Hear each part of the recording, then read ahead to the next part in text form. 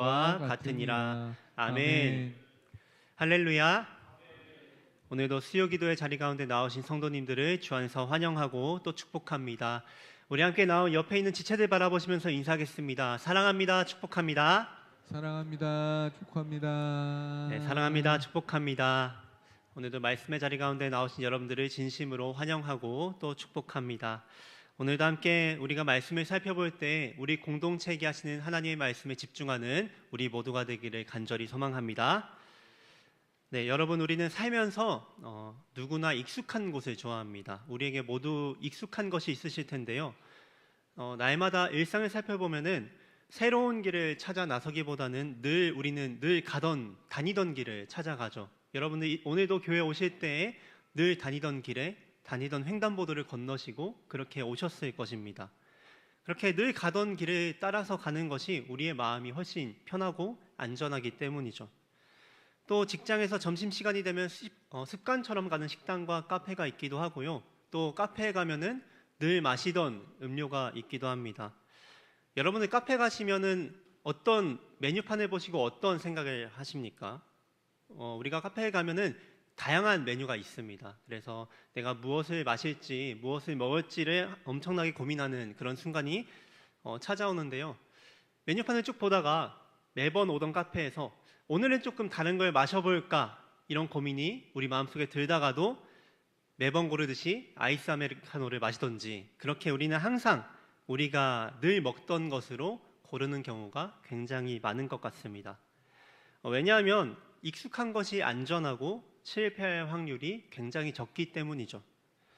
이거는 단순히 음식이나 카페의 이야기만이 아닌 것 같습니다. 우리의 삶 전반이 모두 다 그런 식으로 작용이 되죠. 모르는 길로 가는 것은 괜히 불안하고 낯선 사람을 만나는 것은 괜히 조심스럽습니다. 그래서 늘 우리는 같은 사람들 속에 있으면은 굉장히 마음이 편해지고 또 새로운 관계를 맺는 것이 힘들어지곤 하죠. 그래서 사람들은 본능적으로 자신이 아는 테두리 안에서 머물고 싶어 합니다. 거기서는 나에게 큰 불편도 없고 괜히 내가 손해볼 일도 없어 보이기 때문입니다. 그리고 이것은 신앙생활도 마찬가지인 것 같습니다.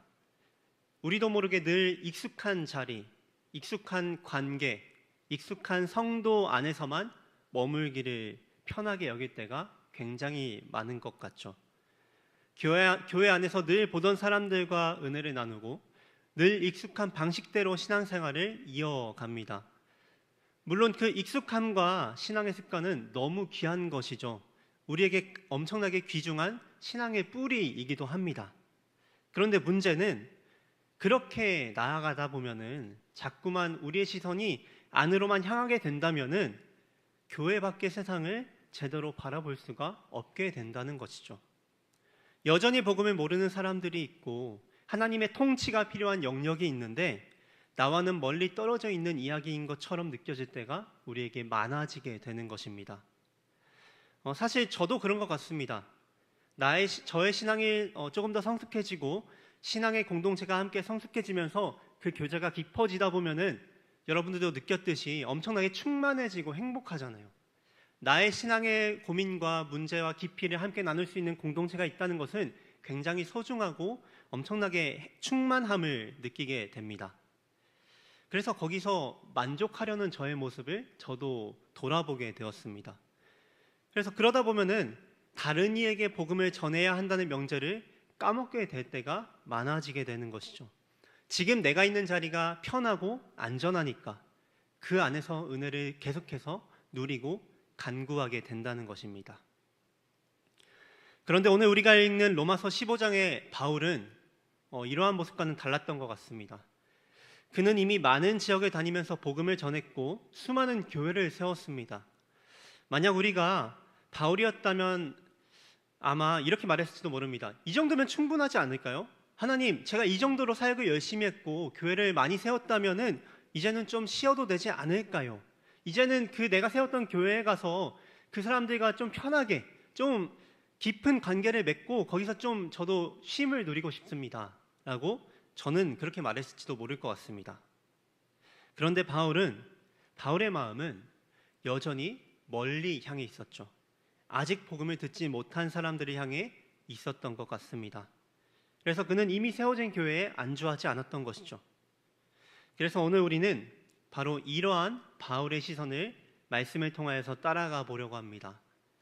바울은 왜 자신의 사역을 정리하면서 오늘의 본문의 말씀을 했을까요? 바라는 것은 오늘 말씀을 통해서 우리의 시선이 교회 안에만 머무는 시선을 넘어서 복음이 필요한 세상으로 우리의 시선이 더 활짝 열리게 되기를 간절히 소망합니다. 여러분, 당시 로마 교회는 바울이 직접 세운 교회가 아니었습니다. 오순절 성령 강림 이후에 흩어진 유대인 디아스포라 신자들이 로마로 돌아와서 복음을 전하게 되었고, 그러면서 자연스럽게 세워진 공동체가 바로 로마 교회였습니다. 그래서 로마 교회에는 유대인 출신 성도들도 이방인 출신 성도들도 함께 공존했던 것이죠. 그들은 문화적 배경도 달랐고 신앙생활의 습관도 달랐습니다. 거기에 더해 로마라는 도시는 제국의 중심부였죠. 그래서 정치적인 긴장감이 늘 도사리고 있었고 황제 숭배라는 거대한 우상이 그들 앞에 놓여져 있었습니다.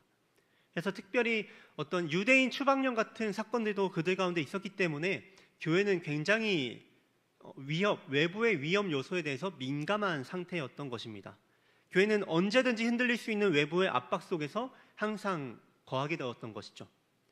그러다 보니까 자연스럽게 로마 교회 성도들의 시선은 점점 안쪽으로 향하게 되었던 것 같습니다. 서로의 안전과 서로의 신앙을 지키고 이 모임 안에서 믿음을 유지하는 것만으로도 그들은 벅찼던 것이죠. 그래서 이러한 상황을 이해하면서 함께 본문 말씀을 살펴보면 좋을 것 같습니다. 바울은 이 상황 속에 있는 로마 교회를 향해서 편지를 쓰고 있는 것입니다. 함께 14절 말씀을 읽도록 하겠습니다. 시작. 내 형제들아, 너희가 스스로 선함이 가득하고 모든 지식이 차서 능히 서로 권하는 자임을 나도 확신하노라. 아멘. 먼저 바울은 로마 교회를 인정하고 칭찬부터 합니다. 바울은 로마 교회 성도들을 직접 본 적은 없지만 브리스길라와 아굴라 같은 동역자들을 통하여서 그들의 믿음을 전해 들었습니다. 그래서 바울은 이렇게 말하는 것이죠. 로마 교회 성도 여러분, 여러분들은 이미 선함이 있고 지식이 있어서 서로 권면하고 있다는 사실을 들었습니다. 그 모습이 너무나도 아름답고 칭찬받을 만합니다. 라고 바울은 얘기하고 있는 것이죠. 그들이 공동체 안에서 힘쓰면서 외부의 압력과 핍박 가운데에서도 신앙생활하는 것은 굉장히 칭찬받아 마땅한 것이기 때문입니다. 하지만 동시에 바울은 15절에서 이렇게 말합니다. 그러나 내가 너희로 다시 생각나게 하려고 하나님께서 내게 주신 은혜로 말미암아 더욱 담대히 대략 너희에게 썼노니. 이게 무슨 뜻입니까? 로마 교회가 열심을 다하고 있고 그것은 칭찬받아 마땅하지만 그럼에도 불구하고 바울은 외부의 압박 때문에 안쪽으로 움츠러드는 그들에게 복음의 본질을 다시 한 번 더 기억나게 하려는 것입니다. 너희 안에서만 만족하지 말고 하나님께서 너희를 통하여서 이루고자 하는 더 큰 부르심을 기억하라고 오늘 본문에서 말을 하고 있는 것이죠. 그러면서 바울은 자신이 왜 이렇게 담대하게 말할 수 있는지, 자신이 어떤 자격과 근거로 이렇게 말을 할 수 있는지를 밝히는데요. 그는 단순히 내가 가말리엘의 수제자로서 신학적으로 많이 알기 때문에 이러한 조건을 거는 것이 아니라 16절을 보시면 그 근거를 알 수가 있습니다. 함께 읽겠습니다. 시작. 이 은혜는 곧 나로 이방인을 위하여 그리스도 예수의 일꾼이 되어 하나님의 복음의 제사장 직분을 하게 하사 이방인을 제물로 드리는 것이 성령 안에서 거룩하게 되어 받으실 만하게 하려 하심이라. 아멘. 바울은 자신을 소개하면서 그 어떤 자신의 배경과 학식이 아니라 나는 그리스도 예수의 일꾼, 곧 복음의 제사장이다 라고 말을 합니다. 여러분, 제사장이 어떤 사람인지 아시죠? 구약시대의 제사장은 백성들이 드린 제물을 하나님께 올려드리는 중보자의 역할을 했습니다. 그런데 바울은 지금 아주 특별한 말을 하는 것이죠. 내가 전한 복음을 믿고 돌아온 이방인들, 그들이 바로 하나님께 드려지는 제물입니다 라고 말하는 것입니다. 그러니까 바울이 복음을 전하고 교회를 세우는 일은 단순히 사람을 모으는 일이 아니었습니다. 그것은 바울이 하나님께 드리고 있는 예배였던 것이죠. 한 사람이 복음을 믿고 삶이 바뀌어 하나님께 나아가면 그 자체가 하나님께 드려지는 산 제물이 되는 것입니다. 여러분, 이 비유가 무슨 의미입니까? 누군가가 복음을 듣고 주님께로 돌아오는 그 순간은 마치 제사장이 하나님께 향기로운 제물을 드리는 것처럼 하나님이 기뻐 받으시는 예배라는 것입니다. 내가 자녀에게 믿음을 전하고 친구에게 복음을 전하고 직장에서 나의 삶으로 신앙을 드러내며 그들을 사랑하고 복음의 영향력을 끼칠 때에 그것은 단순히 좋은 영향력을 끼쳤다 해서 그치는 것이 아니라 그 순간이 바로 하나님이 받으시는 향기로운 예배가 된다는 것입니다. 여러분, 당시 로마 교회의 외부 압박과 내부의 차이로 그들은 자연스럽게 방어적으로 대할 수밖에 없었습니다. 하지만 바울은 그들에게 너희가 안에서만 머물지 말고 하나님이 너희를 통해 더 크고 거룩한 일을 하실 것이다 라고 그들에게 더 능동적으로 요구하고 있는 것이죠. 그래서 그는 자신을 복음의 제사장이라고 소개하면서 복음을 전해 변화된 사람들 자체가 하나님께 드려지는 참된 거룩한 제물이라고 선포했다는 것입니다. 사랑하는 성도 여러분, 이 말씀은 오늘 우리에게도 동일합니다. 우리도 교회 안에서만 익숙한 자리에서만 신앙을 누리는 데 머무르지 말아야 됩니다. 하나님은 우리가 흘려보낸 복음을 통하여서 여전히 향기로운 예배를 받으시고 계십니다. 그리고 그 순간에 굉장히 기뻐하신다는 것이죠.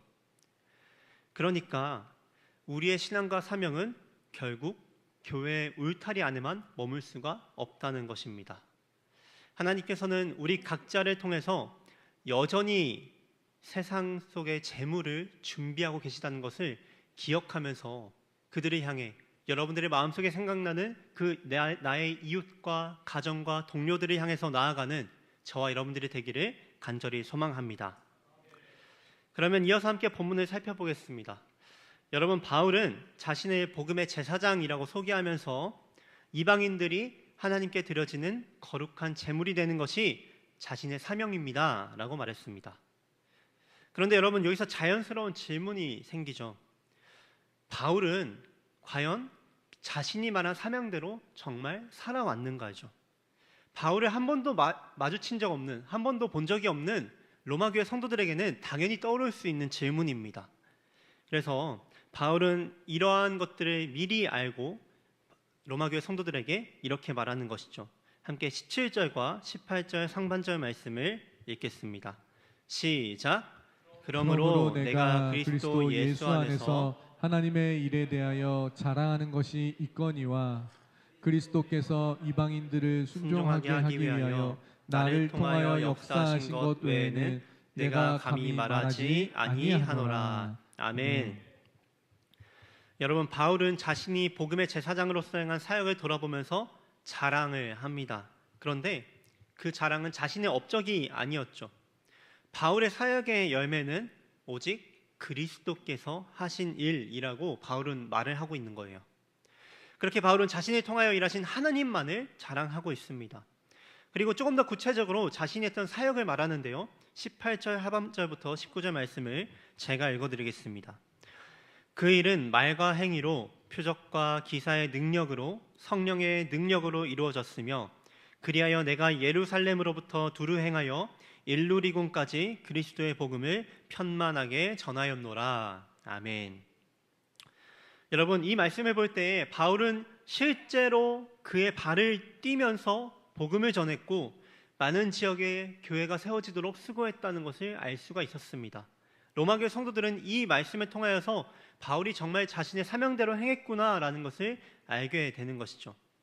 이것은 단순히 이상적인 말이 아니라 실제 삶으로 복음을 전하면서 그 사명을 감당해온 사람이라는 것을 분명하게 말하고 있는 것입니다.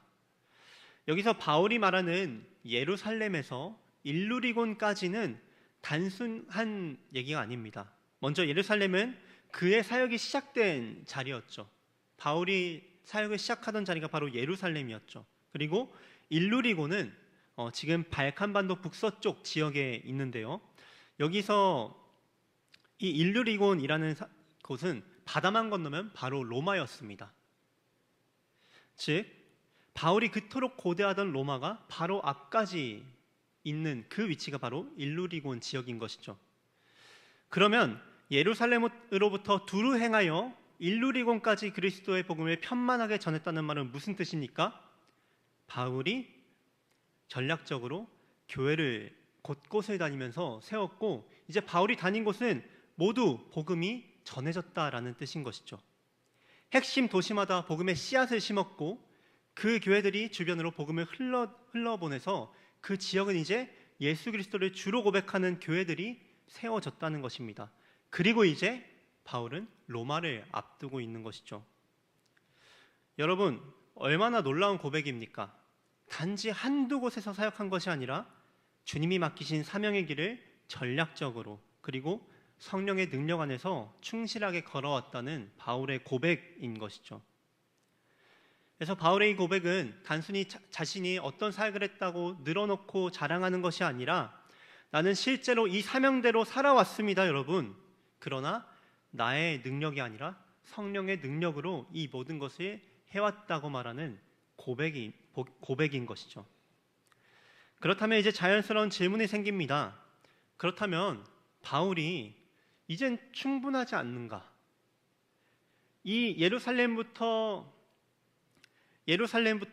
이 소아시아 지역까지 마게도냐 지역까지 바울이 계속해서 다니면서 그렇게 사역을 했다면 이제는 충분하지 않은가라는 질문이 우리 가운데 들 수가 있습니다. 하지만 바울의 마음은 거기서 멈췄던 것이 아니죠. 그는 여전히 복음을 듣지 못한 사람들을 향해서 마음이 향해 있었던 것입니다. 이미 복음을 전했던 곳에 안주하지 않고 아직 소식을 듣지 못한 영혼들에게 그는 계속해서 나아가고자 했던 것입니다. 그리고 바로 그러한 열정이 이어지는 20절과 21절의 말씀에서 드러나게 되는데요. 함께 20절과 21절 말씀을 읽겠습니다. 시작. 또 내가 그리스도의 이름을 부르는 곳에는 복음을 전하지 않기를 힘썼노니 이는 남의 터 위에 건축하지 아니하려 함이라. 기록된 바 주의 소식을 받지 못한 자들이 볼 것이요 듣지 못한 자들이 깨달으리라 함과 같으니라. 아멘. 여러분, 바울은 이미 많은 도시에서 교회를 세우고 전략적으로 복음을 흘려보냈습니다. 그렇다면 이제는 다른 사도들이 세운 교회들을 돌보고 이미 자신이 세운 공동체 안에서 바울은 사역해도 충분하지 않았을까요? 그런데 바울은 나는 아직 주의 소식을 받지 못한 자들에게 나아가기를 힘썼다라고 고백합니다. 여기서 바울의 사역 철학을 한번 볼 수 있습니다. 그는 단순히 더 많은 교회를 세우는 것이 목표가 아니었습니다. 그의 목표는 한 번도 예수의 이름을 들어보지 못한 이들이 반드시 예수의 이름을 들어야 한다는 그의 열정이 그의 마음 가운데 있었던 것입니다. 바울은 자신의 사명을 남의 터 위에 건축하지 않는 것이라고 표현합니다. 이미 교회가 세워진 곳이 아니라 복음이 전혀 닿지 않는 땅에 발을 내디디려는 것이죠. 그래서 그는 이사야 52장 말씀을 인용하면서 아직 주의 소식을 듣지 못한 자들이 깨닫게 될 것이라고 말을 하고 있는 것입니다. 사랑하는 성도 여러분, 여기서 우리에게 중요한 도전이 있습니다.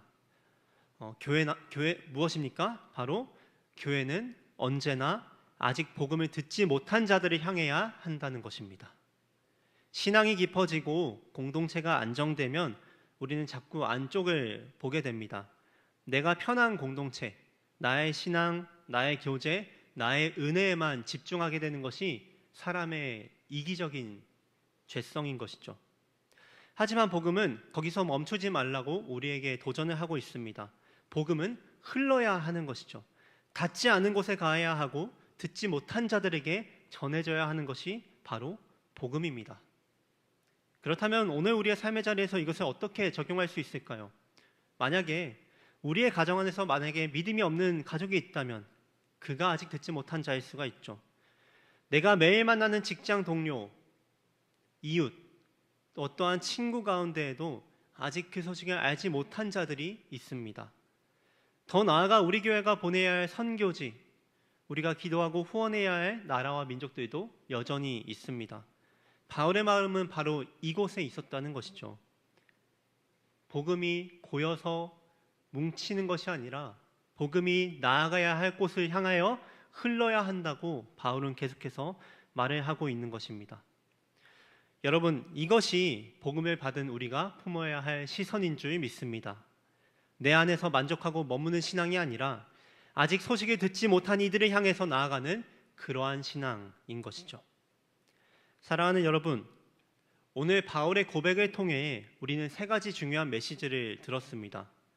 먼저는 바울은 자신을 복음의 제사장이라고 고백했습니다. 복음을 전해 한 사람이 하나님께 돌아오는 그 순간 그것은 하나님께 드려지는 거룩한 제사가 된다는 사실을 우리에게 말해 주었죠. 그리고 그는 실제 그 사명대로 직접 살았습니다. 말과 행위로, 표적과 성령의 능력으로 예루살렘에서부터 일루리곤까지 두루 복음을 전하면서 교회를 세웠습니다. 그리고 그를 통하여서 일하신 오직 하나님만을 그는 자랑하였죠. 그리고 마지막으로 바울은 여기까지 했으니 이제는 충분하다라고 한 것이 아니라 여전히 앞을 향해 있었습니다. 아직 복음을 듣지 못한 자들, 아직 주의 소식을 알지 못하는 그 사람들을 향하여서 시선이 향해 있었고 열정을 멈추지 않았습니다. 여러분, 이 말씀을 기억하면서 우리가 함께 결단하였으면 좋겠습니다. 우리의 신앙이 깊어질수록 자꾸만 안으로 향하려는 유혹이 우리 가운데는 계속해서 나타나지만 오늘 이 말씀을 통하여서 그 유혹을 뿌리치고 다시 한 번 더 나의 그 이웃과 내 주변에 있는 복음을 듣지 못한 자들을 향해서 나아가는 저와 여러분이 되기를 간절히 소망합니다. 복음은 아직 듣지 못한 자들에게 흘러가야 하고 하나님이 이 말씀을 통하여서 우리를 그 일에 동참하도록 요청하시는 것입니다. 바울이 로마서를 마무리하면서 자기 사역을 정리한 이유는 단순히 자신의 과거를 자랑하려는 것이 아니었습니다. 그럼 무엇입니까? 로마 교회여, 너희도 이 복음의 흐름에, 너희도 이 복음의 전진에 동참하라는 초청이었던 것이죠. 그리고 오늘 이 말씀은 저와 여러분들에게도 같은 초청으로 다가오게 됩니다. 사랑하는 성도 여러분, 우리는 가정에서, 직장에서, 학교 안에서 또 하나님이 부르시는 선교의 자리에서 아직 듣지 못한 자들을 향한 복음의 시선을 품는 저와 여러분이 되기를 간절히 소망합니다. 그렇게 바라는 것은 우리 교회가 안주하지 않고 바울처럼 늘 하나님의 시선을 품고 멀리 아직 복음을 듣지 못한 이들을 향하여서 계속해서 발걸음을 쉬지 않는 그런 복음의 전초기지가 되는 그런 우리 수원 북부교회가 되기를 간절히 소망합니다.